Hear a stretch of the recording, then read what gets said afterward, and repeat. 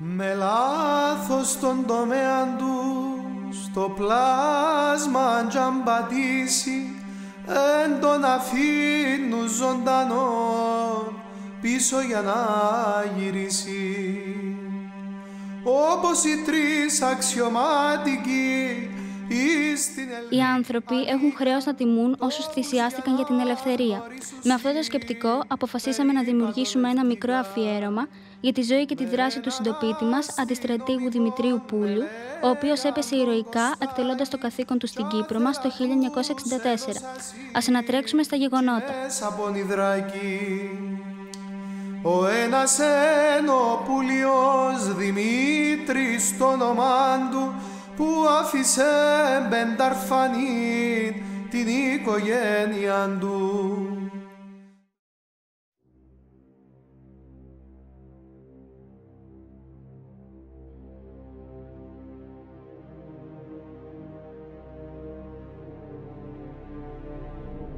Από την 1η Απριλίου του 1955 έως το 1959, ο ελληνισμός όπου γης παρακολουθούσε με κομμένη την ανάσα μία από τις ενδοξότερες και ηρωικότερες σελίδες της κυπριακής αλλά και της νεοελληνικής ιστορίας, τον αγώνα της ΕΟΚΑ διά την αποτείναξη του αγγλικού ζυγού.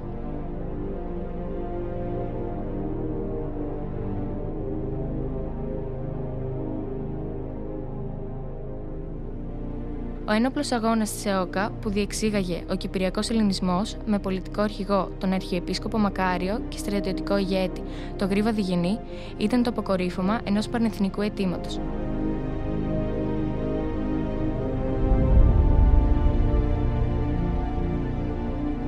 Πολλοί ήρωες που σκοτώθηκαν, εκτελέστηκαν, φυλακίστηκαν, διώχτηκαν, μεταξύ των οποίων και πολλοί μαθητές, μιας και η μαθητιώσα νεολαία ήταν καθημερινά στην πρωτοπορία της αντίστασης.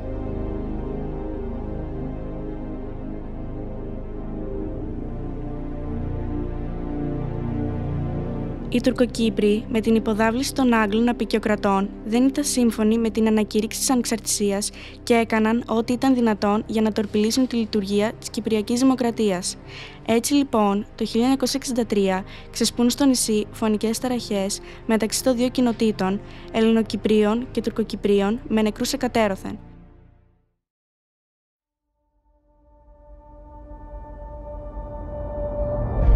Την περίοδο αυτή, η ελληνική κυβέρνηση στέλνει στην Κύπρο για βοήθεια ελληνικό στρατό, στον οποίο συμμετέχει και ο τρικαλινός ταγματάρχης Δημήτριος Πούλιος.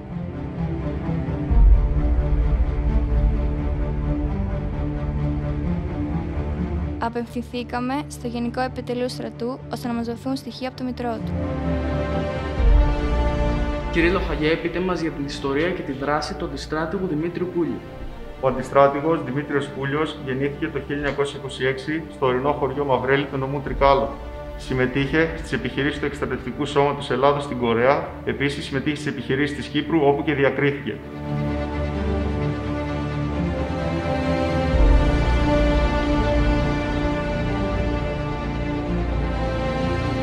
Τι γνωρίζετε σχετικά με το θάνατό του? Σχετικά με το θάνατό του, το μεσημέρι της 11ης Μαΐου 1964, ο ταγματάρχης Πούλιος μαζί με τους λοχαγούς Καποτά και Ταρσούλη και τον εθνοφρουρό Παντελίδη, γυρίζοντας από διατεταγμένη υπηρεσία βορείως της πόλης της Αμοχώστου, βρέθηκαν σε ενέδρα τουρκοκύπριων στασιαστών, οι οποίοι είχαν στην κατοχή τους οπλοπολιβόλο. Αντί να τους συλληφθούν, προτίμησαν να επιτεθούν εναντίον τους, παρότι ήταν πολυάριθμοι, και στην προσπάθειά τους αυτή είχαμε την αυτοθυσία τους. Οι σωροί τους μεταφέρθηκαν τον Ερυθρό Σταυρό στην πόλη της Αμοχώστου. Πώς τίμησε η πατρίδα αυτόν τον ήρωα?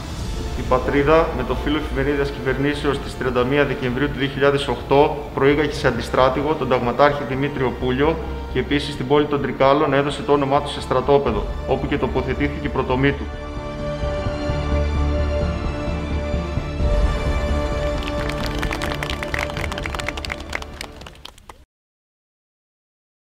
Ένας από τους επικεφαλείς εκεί αξιωματικούς ήταν και ο θυσιαστής λίγο αργότερα, ο ταγματάρχης ο Δημήτριος Πούλιος. Ο Δημήτριος Πούλιος, χαίρομαι που μου το θυμίζετε, γιατί ο Δημήτριος Πούλιος... Μας έλεγε κάποτε ο Λυσσαρίδης πόσο φίλοι ήταν οι δυο τους. ήταν πάρα πολύ φίλοι και μάλιστα μου είπε το εξής εμένα προσωπικά, ότι ο Δημήτρης ο Πούλιος, ο οποίος ήταν ταγματάρχης εξ Ελλάδος και σκοτώθηκε μετά στην Αμόχωστο όταν πήγαν να κατασκοπεύσουν τους Τούρκους στην εγκλωβισμένη Αμόχωστο, είναι αυτός που κατέστρωσε το σχέδιο με 60 έως 80 κόκκινοσκούφιδες για να καταλάβουν την περιοχή στον Άγιο Ιλαρίωνα και στις άλλες περιοχές. Με ποιο τρόπο? Είχαν βάλει τα παπούτσια του, τα άρβιλα του στο λαιμό για να ευνηδιάσουν, να μην ακούγονται, και είχαν σκορπιστεί σε 4 ζημιρίες ομάδες των 10 ανδρών σε μια γραμμή πολύ έτσι μεγάλη και πυροβολούσαν όλοι μαζί και οι Τούρκοι νόμιζαν πως ήταν 1000. Επισκεφτήκαμε το δήμαρχο της πόλης μας, ο οποίος αναφέρθηκε στη δόξα που πρόσφερε ο αντιστράτηγος Δημήτριος Πούλιος στα Τρίκαλα. Κύριε Δήμαρχε, τι σηματοδοτεί για τα Τρίκαλα ο ταγματάρχης Δημήτριος Πούλιος? Θεωρώ πως η ιστορία του ταγματάρχη Δημήτρη Πούλιου και ο τρόπος με τον οποίο έχει ενταχθεί στη ζωή της πόλης δείχνει το ότι δεν πρέπει να ξεχνάμε. Σε μια πλατεία η οποία είναι μια πολύ κεντρική πλατεία σε σχέση με τη θέση της, είναι μπροστά από το σταθμό του ΟΣΕ. Μια πλατεία η οποία κατασκευάστηκε το 1973, όταν γεννήθηκα εγώ. Ο Δήμος Τρικαιών μαζί με το ΓΕΣ αποφάσισε να στήσει το άγαλμα του ταγματάρχη Δημήτρη Πούλιου, αλλά και να θυμίσει στην ουσία σε όλους τους υπόλοιπους, τα νεότερα παιδιά, τι ακριβώς έχει κάνει ο Δημήτρης Πούλιος. Να θυμηθούμε δηλαδή πως οι κοινοί αγώνες των Ελλαδών και των Κυπρίων για την ελευθερία δεν είναι σημερινοί, έχουν αναφορές αρκετά χρόνια πίσω, τότε το Μάιο του 1964, με το Σύμβασμα στην Αμόχωστο, και στην ουσία να θυμίσει, αλλά και να σηματοδοτήσει στο μέλλον, ότι πρέπει να είμαστε γενναίοι και πρέπει να στηρίζουμε με πάθος το πιστεύω μας για την ελευθερία. Καταγράψαμε μνήμες από τους συντοπίτες του στη γενέτειρά του, το Μαυρέλ Τρικάλων. Η οικογένεια Πούλιου στο χωριό μας ήταν μια οικογένεια, ας πούμε, ευκατάστατη. Βέβαια, εγώ μικρούλης ήμουνα όταν είχαν φύγει από το χωριό, που δεν έχω γνωρίσει κανένα από τα άτομα, αλλά ξέρω ότι είχαν ένα μήλο στο χωριό, που τότε στο χωριό ήταν σε καλή κατάσταση και είχαμε πάρα πολλά σιτερά.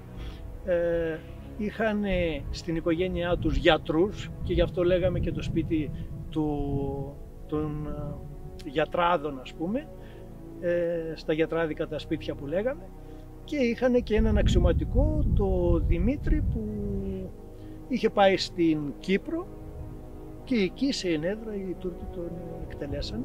Και όταν το μάθαμε βέβαια όλοι εδώ στο χωριό, ξέρετε, πένθησε όλο το χωριό.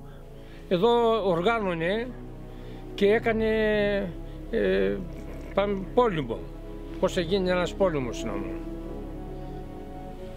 Μάζευε παιδιά από εδώ και έκανε μία ομάδα από εδώ, μία άλλη ομάδα από εκεί και έκανε πώς θα γίνει ένας πόλεμος. Έκανε τον αξιωματικό. Πήγαινα σχολείο και μας είχαμε αργία, δεν κάναμε μάθημα, πενθούσαν μια μέρα που είχε σκοτωθεί. Τον πενθούσε το χωριό, σαν αξιωματικός που ήταν πολύ καλός άνθρωπος. Πολύ καλός άνθρωπος, από ό,τι διηγήθηκα από τους μεγάλους. Τον πατέρα του και αυτά, τον άλλο του γιατρό, τον έφτασαν, γιατί ήμασταν γειτονιά εδώ πέρα.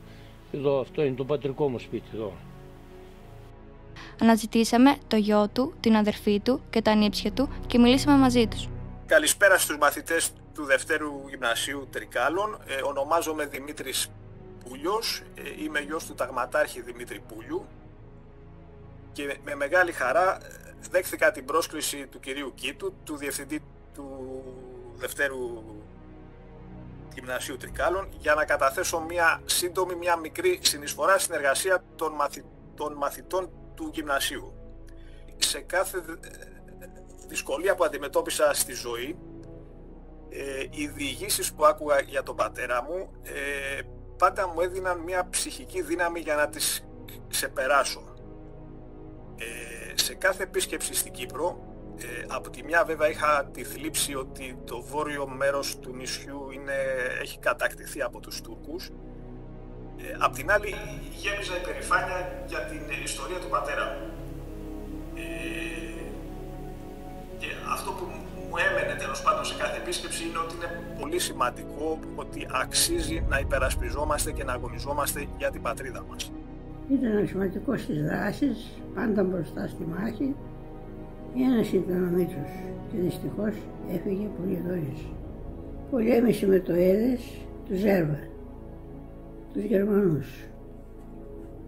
Μετά πολέμησε στην Κορέα και τέλος στην Κύπρο, όπου και σκοτώθηκε από τους Τούρκους.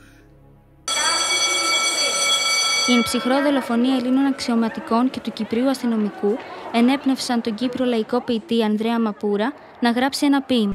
Τα αρχαία όταν είδασιν και πίσω εστραφήκαν, το δρόμο τους αλλάξαντον, όμως εγέλαστηκαν.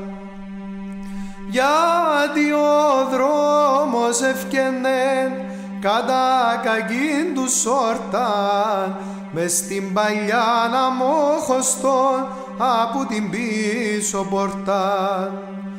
Προσπαθήσαν να στραφούν μόλις τα αντιληφθήκαν, μα από τους Τούρκους το λεπτόν περικύκλωθηκαν. Άρκεψαν να τους ερευνούν και να τους αχτυπούσιν, κι μέσα τι εθέλασιν και πήγαν να τους πούσιν.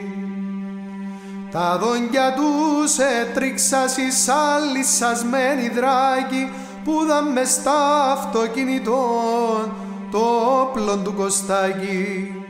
Πριν να προλάβουν να τους πούν με λάθος πως επίαν, ένας πουτζίν τους άγριους μελισσαν και μανίαν. Γυρίζει το αυτόματον πάνω τους το φκερώνει, κι άμεσος και τους τεσσερείς χαμέ τους εξαπλώνει. Με το συναγριότητα το έγκλημα εγίνει, κι τρεις εμείνας είναι νεκροί από την οραντζινή. Ο Παναγιώτης έμεινε χαμέ στη γη φυρμένος, χωσμένος μες στα γεματά και δείχνε πεθαμένος.